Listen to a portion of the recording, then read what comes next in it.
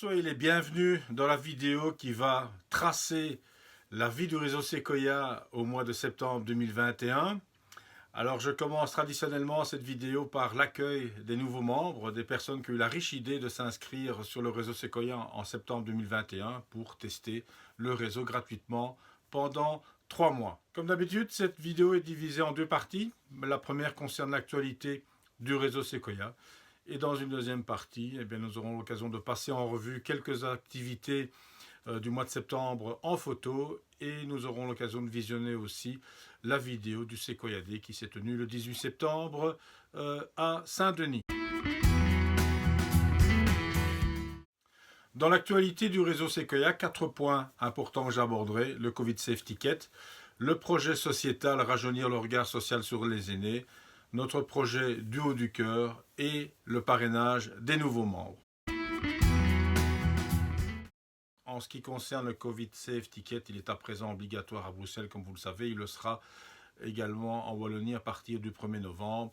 Dès lors, n'oubliez pas de vous munir de ce précieux sésame pour nos activités qui requièrent ce type de documents.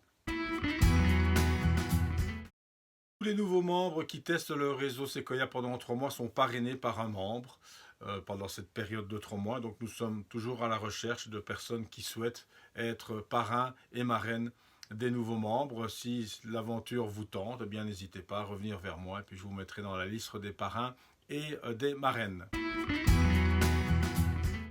En ce qui concerne notre projet sociétal Rajeunir le regard social sur les aînés, il fait son chemin tout petit doucement. Donc en septembre, nous avons entamé le premier focus group. Un focus group, c'est quoi? En fait, c'est un groupe que l'on réunit sur une thématique bien précise, en l'occurrence ici l'avancée en âge. Et donc sur base des résultats de ces discussions et de ces échanges, nous allons formuler certaines actions. Nous allons également rédiger certains textes et orienter notre projet sociétal. Alors, le premier focus group a donc eu lieu. Il sera suivi de toute une série de focus group dans les prochains mois. Je vous invite à vous inscrire si ça vous intéresse dans la partie projet sociétal du réseau Sequoia. Vous pouvez vous enregistrer pour participer à ces focus group qui sont bien évidemment ouverts aussi à vos amis qui ne sont pas nécessairement membres du réseau Sequoia. Le projet sociétal, c'est également le théâtre.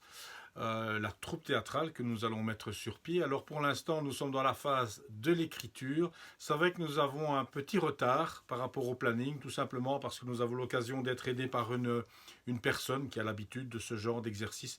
Et cette personne a pour l'instant d'autres priorités. Mais nous allons revenir très rapidement vers les personnes qui s'étaient proposées à travailler sur l'écriture de ces différentes scénettes. Et vous qui nous regardez, si vous souhaitez être acteur, actrice, c'est toujours possible. Nous sommes déjà plus de 20 à être inscrits pour monter sur les planches, ce qui nous permettra de jouer finalement avec plusieurs troupes en parallèle et de permettre à pas mal de gens de monter sur les planches. En ce qui concerne notre projet du haut du cœur, donc le parrainage des personnes sinistrées, comme vous le savez, nous avons été plus de 65 à donner un coup de main sur le terrain en juillet et en août. Merci encore à toutes les personnes qui se sont dévouées, déplacées jusqu'en province de Liège. Et bien sur base de cette expérience, nous avons décidé de lancer un parrainage, de parrainer les personnes sinistrées.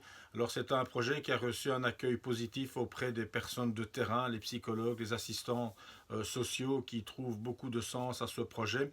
Mais malheureusement, il faut bien avouer que nous avons peu, voire pas du tout de réaction des communes suite à ce projet. Et les communes sont extrêmement importantes pour nous puisque ce sont les communes qui doivent identifier les personnes sinistrées et les mettre en relation avec les parrains. Alors très concrètement, je suis quand même assez déçu. Il y a des communes qui nous ont demandé d'art de venir avec des volontaires sur le terrain au mois de juillet et ces mêmes communes n'ont même pas répondu à notre proposition de parrainage, mais j'ai pas envie de lâcher le morceau. Mais c'est vrai qu'on a besoin de temps et j'ai besoin de personnes qui sont prêtes à s'investir et à prendre contact avec l'une ou l'autre commune afin de lancer ce projet de parrainage. Alors en 2 mots, un rappel pour certaines personnes et puis aussi une explication pour les nouveaux membres. Ce projet de parrainage va fonctionner comment? Eh bien, nous allons ouvrir une page internet sur laquelle les gens pourront s'inscrire pour parrainer des personnes sinistrées, que ce soit des familles, des personnes seules, des couples, etc., etc. Et nous allons donc donner les listes de parrains aux communes et ce sont ces communes qui vont mettre en relation les parrains et les personnes sinistrées, tout simplement parce que ce sont les communes et leurs personnes de terrain qui sont les mieux placées pour pouvoir identifier les personnes qui peuvent et qui ont besoin de ce type de soutien. Alors, le soutien, il n'est plus vraiment matériel aujourd'hui, il est beaucoup plus moral. Et on a 2 duos qui fonctionnent, hein, qui ont démarré naturellement après nos interventions sur le terrain. Eh bien, en fait, il faut savoir que les personnes sinistrées, elles ont vraiment besoin de nouvelles, de petits coups de téléphone, etc., de personnes qui sont en dehors de cet écosystème d'inondation, de dégâts, de destruction, d'assurance. Ils ont besoin d'entendre d'autres discours et d'autres infos. Et c'est essentiellement un support moral que l'on va apporter à ces familles. Voilà, encore une fois, si vous êtes intéressé, n'hésitez pas à revenir vers moi. On a vraiment besoin de quelques personnes qui ont du temps pour s'investir, pour faire le forcing auprès des communes. Je vous propose à présent de visionner en vidéo et en images les activités du mois de septembre et vous verrez qu'il y avait des activités dans différents domaines. On a quand même pas mal bougé un peu partout à Bruxelles et en Wallonie et bien évidemment s'est tenu le fameux Sequoia Day à l'abbaye de Saint-Denis le 18 septembre.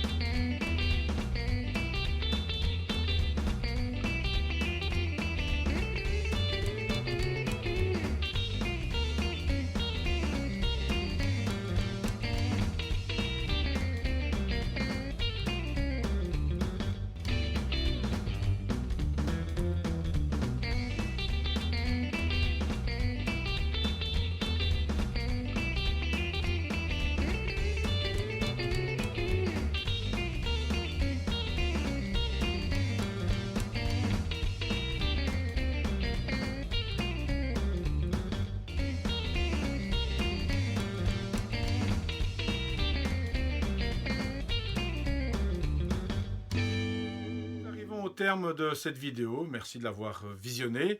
Je vous souhaite une bonne journée, une bonne semaine et au plaisir de vous rencontrer ou de vous revoir lors des prochaines activités du réseau Sequoia.